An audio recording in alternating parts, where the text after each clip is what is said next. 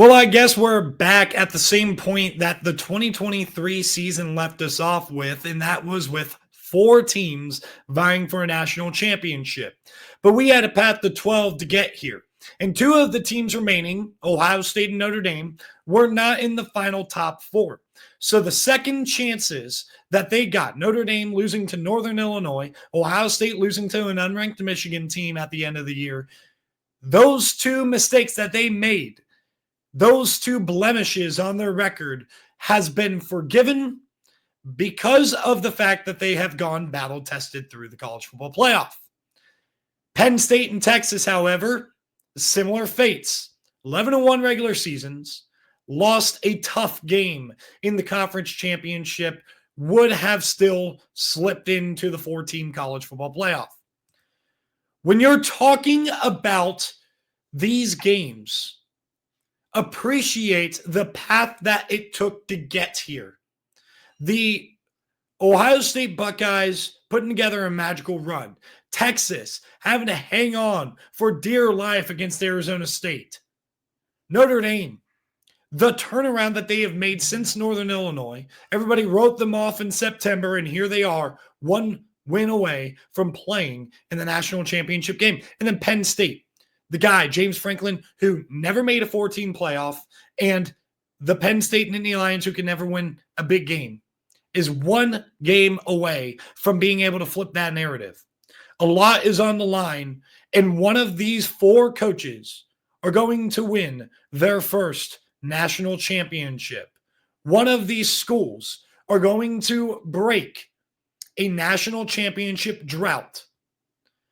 This is going to be exciting. It's going to be fun, and it kicks off on Thursday night with Notre Dame playing Penn State down in Miami in the Orange Bowl. When you're talking about this game, the first thing you got to bring up is all the injury concerns on both sides. Penn State has Abdul Carter, who's banged up. I expect he's going to give it a go, and I expect that he is going to, not be 100%. But he's still going to be effective. He's Abdul Carter. Even not 100% Abdul Carter is still an effective player in major college football. And when you're also having Abdul Carter out there and you got the focus going towards him, other guys like Dani Dennis Sutton and Keziah Izzard in the middle, the two linebackers, Kobe King and Dominic DeLuca, can step up big time. Those safeties in the back end who have been really good for the Penn State Nittany Lions this year, they're going to be able to eat. And they're going to be feasting on a Notre Dame offense with a quarterback that has not shown that he could stretch the ball vertically. More on that in a second, but we're going to talk about the Notre Dame side of the injuries a little bit.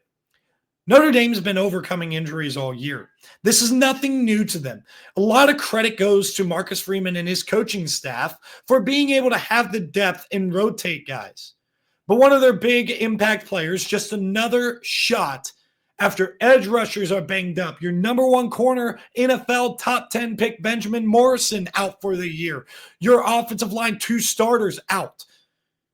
You're going to have Jeremiah Love. Probably if he's going to play, I doubt he's going to play a ton. And then you got Riley Mills in the middle who's not going to be able to play, which you're talking about Riley Mills, Howard Cross. The good thing about not having Riley Mills is you do have Jack Kaiser and Drake Bowen to be able to pick up a little bit of the slack in that middle of the defense. But where Penn State's going to try to challenge you is they are going to use a lot of the same blueprint that worked against Boise State. When you're talking about Boise State, though, a little bit of a different style, most productive pass rushing team in America. Notre Dame's not exactly that, but they can get after the passer a little bit, even with banged up pass rushers. It's just the identity that Al Golden has. He's able to create different scenarios to generate pressure on the quarterback. He's been able to do that all season long. I don't think Penn State's going to necessarily have a problem fending off pressure, but I think it's going to be super important that Penn State has a balanced offense in this game. They cannot get pass happy, but they also need to be able to throw the football. They need to make sure that they can run the ball. They're not going to be able to beat Notre Dame on the offensive side of the football by just simply sticking to one philosophy. And that one philosophy is more than likely Drew Aller throwing the ball 40 times like he did against USC. Kaytron Allen, Nick Singleton, when they have success, the offense goes. Look at the Boise State game. Look at the Oregon game. Nicholas Singleton went off against Oregon, and they put up points. They competed with an Oregon offense that was clicking at a high level that night. They beat Boise State. Probably could have beat them worse if they really would have stuck to it, because Kaytron Allen was really going off in that game. You cannot get into a situation the way you did in games against USC, or a good example, similar type of opponent, one that's remaining, Ohio State. What happened there when they had 0 offensive touchdowns?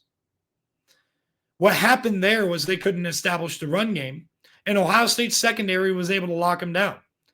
Penn State would have to play Notre Dame, and then if they win, Ohio State or Texas. These secondaries are too good for you to not be able to run the ball and keep that team honest. Way too good. So Nicholas Singleton, Kaytron Allen, they have to get going. For the Notre Dame side of things, separate of injuries, it's pretty simple what their formula is. Their formula to win is very similar to the formula that Michigan had a year ago. Dominant defense, run that ball, and the quarterback makes smart decisions. A lot of people can critique Riley Leonard, and when one would argue that he is for sure the worst remaining quarterback in the playoff, I agree. But the thing about Riley Leonard is he doesn't make dumb decisions. It's not like he is a quarterback throwing picks. Like Quinn Ewers is more of a risk than Riley Leonard, but you get more reward with Quinn Ewers. But you don't get that risk and that punishment, generally speaking, with Riley Leonard. He takes care of the football. He's very smart. The team trusts in him. He's a super captain, and everything nice you could say. For as much as I belittled him and said he was the worst quarterback remaining, he is everything you do want from a character perspective to be your quarterback, including the decision-making and all that stuff. So Notre Dame, protect the football, play special teams, situational type of football like they did against Georgia with the rushing on the offense and getting that situation dealt with like they did, getting them to jump off sides there and getting a free first down and save a possession there. This Notre Dame team is very well coached, and you got to give a lot of credit to Marcus Freeman, who has done an incredible job since that Northern Illinois game, turning the ship around. Mike Denbrock has been a lifesaver for them on offense, smart play calling. He has not been putting his offense in vulnerable positions. He's finding creative ways to get the ball to his playmakers. He's using the run. The run game looks very good, getting the ball in the hands of Jeremiah Love, giving opportunities to Bo Collins and Elijah Mitchell on the outside, getting the ball in the speedster Jordan Faison's hands. Notre Dame on offense has done what they could do to mask their limitations. And on the defensive side of the ball, despite the injuries, Al Golden continues to dial it up, and these guys continue to be playing with a high motor.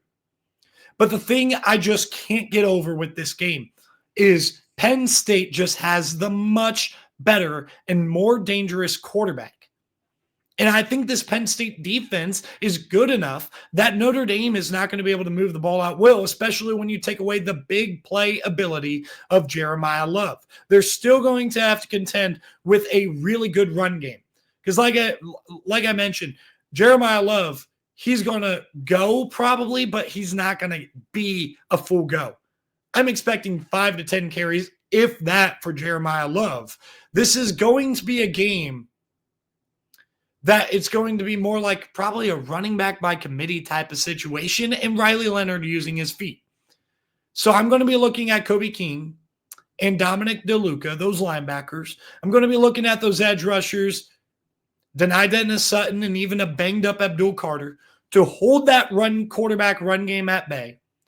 And then the interior, led by Keziah Izzard, to hold the interior run game at bay. The safeties come down. They're going to be playing low. They're not going to be playing too high safety very often. They're going to roll one safety down into the box. They're not going to have probably that deep safety, maybe Jaden Reed or Jalen Reed, pardon me. He's not going to be super deep. He's only going to be 10 yards, if that. They're going to be able to fit in the run game. They're going to trust their corners on islands. And I think that method to victory, this matchup, Penn State is going to win this football game. I am taking Penn State to win by a score of 20-10. I think it's going to be pretty low scoring. I think Penn State scores a late field goal to ice it away. But ultimately, I just think Penn State matches up much better with Notre Dame than they would with anybody else in this field. And I do think when we saw Penn State go toe-to-toe with Ohio State, it's not like Penn State couldn't compete with an Ohio State or a Texas, who we've seen vulnerability from. So let's talk about those two teams. I got Penn State going to the national championship. They'll take on the winner of Ohio State, favored by 5.5, in Texas. The repair to the offensive line in the 3 weeks since the Michigan game before playing Tennessee was spectacular, but part of that repair was the offensive play calling, setting them up for success, coming out aggressive, opening up with the pass game to set up your run game. That's what Ohio State has done, and that's why they've been very effective. So what is Texas going to have to do? It's pretty simple. They're going to have to be ready to stop that pass game in the first quarter.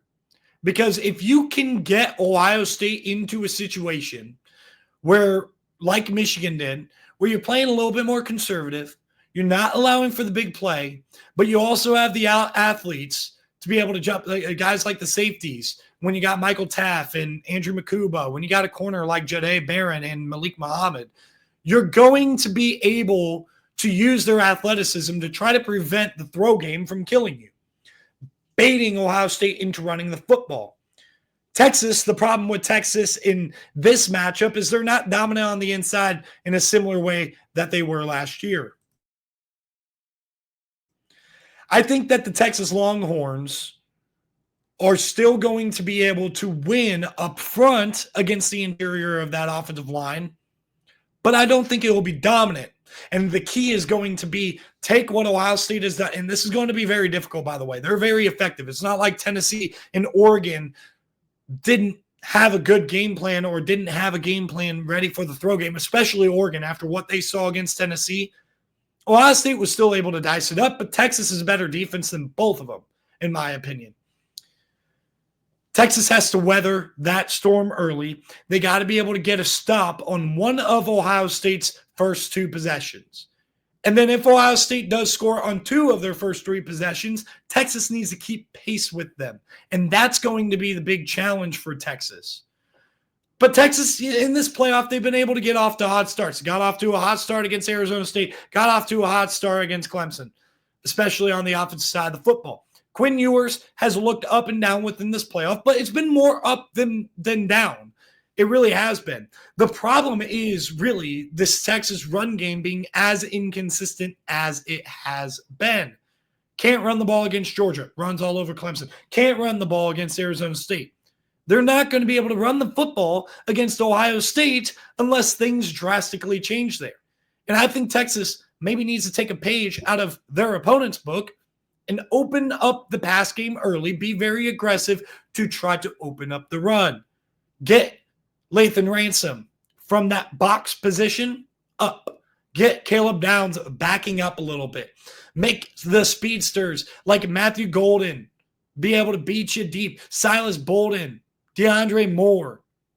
Make these guys be able to stretch the field vertically because Quinn Ewers has the arm to do it. The problem with Texas, though, is I don't think on offense those receivers are really built like that. I just don't think they are. And at the end of the day, when Arizona State has more success than Ohio State, Arizona State has more success than Texas in that game, moving the football on a consistent basis. And part of that had to do with some trick play situations and all that stuff. But generally speaking, Arizona State throughout the course of the game did not have periods like Texas did where Texas couldn't move the ball. Arizona State was consistently moving the ball. I think Ohio State's going to be able to consistently move the ball, especially in the first half. I think Ohio State, they don't get off to as fast of a start. And with that tough defense that Texas has, I think that that'll keep them in the game a little bit. I don't think Ohio State scores as much and as easily as they did against Tennessee and Oregon. But I still think they score points. This offense looks unstoppable right now. After a lot of thought going through this, I am taking Ohio State to win this game 35-19. I think Texas is going to try to keep up, but ultimately, I just don't think they have the horses to do this. So we get to the end of the video. I'm picking an all Big Ten national championship. Penn State, the underdog, Ohio State, the favorite to match up in the national championship. Now, a lot of you that are new around here, first off, please, if you've made it this far, make sure you like the video and think about subscribing. It costs you nothing. You can check out my TikTok too. And if you check out my TikTok, I keep it very clear. I am an Ohio State fan. Now, I'm not an Ohio State fan that doesn't have objective truth. I picked Ohio State to lose to Tennessee. I did not have confidence in them, in particular their coaching staff. They have given me confidence right now. It's not a set of arrogance, but it is a confidence, and I think everybody has that confidence in the Buckeyes right now. Just full transparency, as an Ohio State fan, I would prefer to play Notre Dame. I would prefer to play a more one-dimensional offense, and I would prefer to play a team that we have not played this year. Beating a team twice, I think Ohio State is capable of doing it, and I'd be excited to preview that game if we get there. But beating a team twice, especially when you only beat them by a touchdown, and they had a chance in the fourth quarter with a 1st and goal inside the 5 to tie up the game, I think that's not a situation you want to be in if you are Ohio State with 10 days to prepare. You're going to give Andy Kotelnicki and Tom Allen that time to prepare. And I'm not saying Penn State would beat Ohio State, but again, as a Buckeye fan, I would much rather see Notre Dame. That is just full transparency right there. So if any of you guys think that that pick of Penn State was biased, it really is just a lack of trust that Notre Dame can be balanced enough and productive enough on the offensive side of the ball to win a game against a tough defense and a potentially balanced offense. That's going to be the key for Penn State. Balanced offense. And the key for Ohio State, just start fast. Do the same stuff you've been doing. And then we'll have an all Big Ten national championship. Thank you guys for tuning in. Like I said earlier, make sure you like the video, and I'll see you guys in the next one. Also on Spotify, by the way, if you're on Spotify, make sure you add me. Kind of forgot about that. I'll see you guys tomorrow. We'll have another one coming up soon.